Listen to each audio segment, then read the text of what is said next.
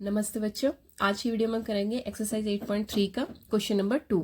तो क्या बोल रहा है क्वेश्चन नंबर 2 में, write all the other trigonometry ratios of angle A in terms of sec A. Sec A को छोड़ के हमें क्या करना है, बाकी जितने भी ट्रिग्नोमेट्री रेशियोज होती हैं उनको किसकी टर्म में लिखना है, सेक ए की टर्म में लिखना है। यानी कि साइन, कॉस, टैन, कॉट और कॉजेक, इन सबको हमें क्या लिखना है, सेक ए की टर्म में लिखना है। ठीक है, तो चलिए देखते हैं कैसे करेंगे इसे। चलो, तो सबसे पहले देखो, हाँ सबसे पहले हमें किस में रिप्रेजेंट करना है, इन सबको सारी ट्रिग्नोमेट्री रेशियोज को किसकी टर्म्स में करना है, सेक ए की। तो पहली क्या होती है हमारी, साइन होती है ना। तो पहले लेंगे साइन ए। ठीक है, अब ये देखो साइन ए से रिलेटेड कौन सी आइडेंटिटी होती है हमारे पास, साइन ए से रिलेटेड कौन सी आइडेंटिटी होती है हमारे पास, इनमें सब में क्या यूज होंगी, ट्रिग्नोमेट्री आइडेंटिटीज यूज होंगी। तो साइन स्क्वायर ए प्लस कॉस स्क्वायर ए किसके बराबर होता है, 1 के बराबर। ठीक है, अगर मुझे यहाँ से साइन की वैल्यू निकालनी है तो क्या आएगी साइन की वैल्यू, साइन स्क्वायर ए किसके बराबर होगा, कॉस स्क्वायर ए, इधर जाके माइनस हो जाएगा, 1 माइनस कॉस स्क्वायर ए।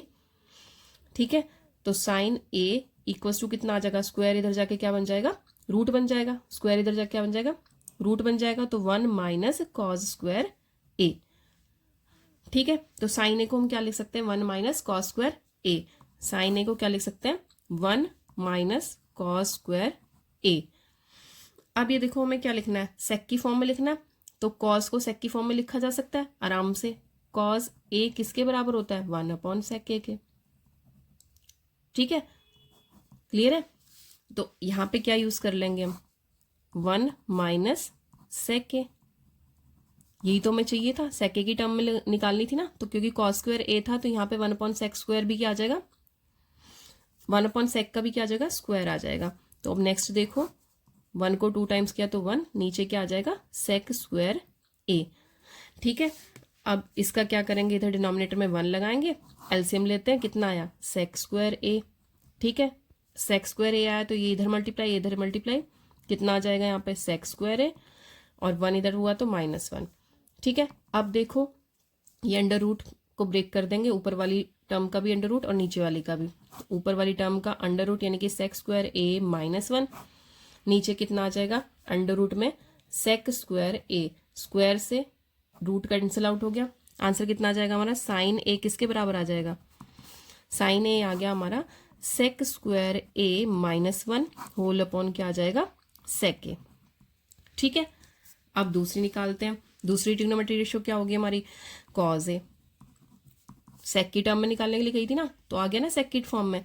अब ऐसे ही कॉज को लिखना हमें किसकी फॉर्म में, सेक की। अब हमें पता ही है कि कॉज क्या होता है, 1 अपॉन सेक के होता है, तो ये तो डायरेक्ट आ गया, इसमें तो कुछ भी नहीं करना पड़ा। क्या लिख दिया हमने, कॉज ए को 1 अपॉन सेक के। ठीक है, अब नेक्स्ट ट्रिग्नोमेट्री रेशियो पे चलो। नेक्स्ट क्या होती है, टैन ए होती है। ठीक है, अब टैन से रिलेटेड जो आइडेंटिटी होगी वो क्या होती है हमारे पास, 1 plus tan square A equals to sec square A. ठीक है, अब पहले ही आ गया, इसमें तो कुछ भी करने की जरूरत नहीं, सेक स्क्वायर आ गया है ना। अब बस हमें चाहिए क्या है, टैन ए की वैल्यू चाहिए। टैन ए की वैल्यू चाहिए तो टैन को इधर ही रखा हमने, टैन स्क्वायर ए को, और 1 जाके इधर माइनस हो गया, यानी कि सेक स्क्वायर ए -1। ठीक है, अब ये देखो यहां से स्क्वायर को उधर ले गए तो क्या बन जाएगा, अंडर रूट। तो क्या आया, सेक स्क्वायर ए -1। ठीक है, तो टैन ए की वैल्यू क्या आ गई हमारे पास, सेक स्क्वायर ए -1। ठीक है, अब चलो नेक्स्ट ट्रिग्नोमेट्री रेशियो कौन सी है, कॉट ए है। कॉट ए को हम क्या लिख सकते हैं, कॉट ए को क्या लिख सकते हैं, 1 अपॉन टैन ए।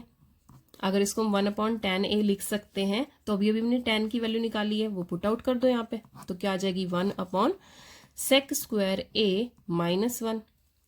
ठीक है, होल इन अंडर रूट। ठीक, अब देखो, अब नेक्स्ट लास्ट वैल्यू क्या रहेगी हमारे पास, सेक छोड़ना है हमें, तो और कौन सी करनी है, कॉजेक करनी है। कॉजेक को कैसे लिख सकते हैं हम सेक की फॉर्म में, कॉजेक किसका रेसिप्रोकल होता है, कॉजेक को अगर ब्रेक करें बेसिक टर्म में तो क्या होता है, कॉजेक किसके बराबर होता है, सी किसका अपोजिट होता है, एस का ना। तो 1 अपॉन क्या लिख सकते हैं, इसे साइन ए लिख सकते हैं। अब इससे में क्या फायदा होगा, हमें तो सेक चाहिए, लेकिन हमने अभी अभी साइन की वैल्यू निकाली जो सेक की टर्म में थी, जैसे ही हमारे पास साइन आएगा हम उसकी वैल्यू पुट कर देंगे। ठीक है, तो कॉजेक को क्या लिख सकते हैं, 1 अपॉन साइन ए। ठीक है, कॉज ए को क्या लिख सकते हैं, 1 अपॉन साइन ए, 1 अपॉन साइन ए, 1 अपॉन साइन ए की वैल्यू, साइन ए की वैल्यू पुट आउट करो, कितनी है, अंडर रूट के अंदर सेक स्क्वायर ए -1 और नीचे क्या आ जाएगा, सेक ए। ठीक है, अब ये डिनोमिनेटर जो है ये ऊपर जाके क्या हो जाएगा, मल्टीप्लाई हो जाएगा। तो यहां से हमारी कॉज ए की वैल्यू कितनी आ गई, कितनी आ जाएगी, सेक ए अपॉन कितना आ जाएगा, सेक स्क्वायर ए -1। ठीक है, क्लियर है। तो आ गई हमारी ये भी वैल्यू सेक की टर्म में, इसकी भी वैल्यू सेक की टर्म में आ गई, इसकी भी वैल्यू सेक की टर्म में आ गई, tan की भी, सबकी वैल्यू हमने सेक की टर्म्स में निकाल दी है। ठीक है, तो उसने हमें क्वेश्चन में यही फाइंड आउट करने के लिए बोला था। ठीक है, तो क्लियर है। इन क्वेश्चंस में हमें, इन क्वेश्चंस को करने के लिए हमें क्या पता होनी चाहिए, ट्रिग्नोमेट्री आइडेंटिटीज पता होनी चाहिए। अगर हमें ट्रिग्नोमेट्री आइडेंटिटीज लर्न होंगी तो आराम से क्वेश्चन निकल जाएंगे। बस ये ध्यान रखना है कि जो हम टर्म निकाल रहे हैं उससे रिलेटेड ट्रिग्नोमेट्री आइडेंटिटी, और अगर उसको ब्रेक करना है तो उसकी साइन कॉज की फॉर्म जो होती है वो याद होनी चाहिए। अगर वो याद है मैं तो ये अच्छे से निकल जाएंगे। ठीक है, तो इसकी प्रैक्टिस के लिए आप इससे रिलेटेड जो वीडियोस हैं, इंट्रोडक्शन पार्ट 3 ट्रिग्नोमेट्री, आप वो देखिए, वो मैं डिस्क्रिप्शन में डाल दूंगी, उनको देखकर उसके बाद ये क्वेश्चन सॉल्व करना तो बहुत ईजिली हो जाएंगे। ठीक है, ये क्वेश्चन नंबर 1 भी इसी के जैसा था और एग्जाम्पल नंबर 9 बिल्कुल इसी के जैसी है। ठीक है, तो इन सब की आपको प्रैक्टिस करनी है, और भी किसी हेल्प बुक से आप क्वेश्चन उठाते हैं और फिर उनकी प्रैक्टिस करते हैं तो ये आपको बहुत अच्छे से समझ में आ जाएंगे। ठीक है, तो आज के लिए इतना ही। अगर कोई भी प्रॉब्लम है तो आप पूछ सकते हैं। ठीक है, मिलते हैं नेक्स्ट वीडियो में, तब तक के लिए की प्रैक्टिसिंग, अभ्यास करते रहिए। ओके, जय हिंद बच्चों।